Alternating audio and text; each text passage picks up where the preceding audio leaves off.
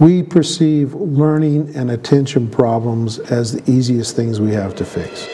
Yeah, the kids who have these learning issues, it's horrendous because it's attacking everything they are. Sadly, most kids, we take 12 years and we teach them to hate learning everything. Right? Then we graduate them and wish them luck.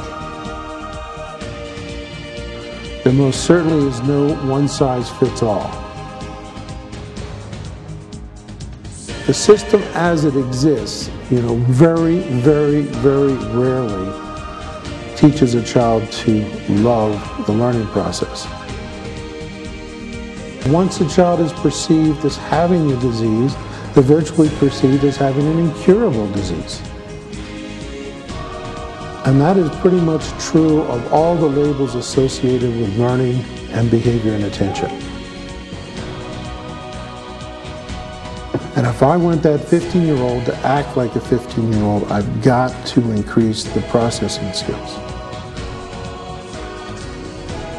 Probably for every visual problem, we've got 10 auditory problems.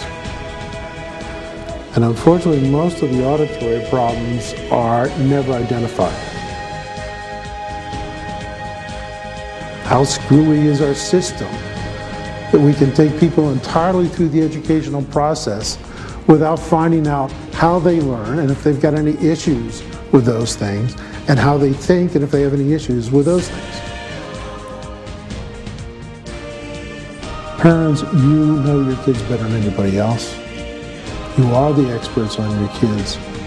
And generally as parents, if you can get some help and assistance and expertise so you can use your understanding and knowledge and love of your kids, you can fix them.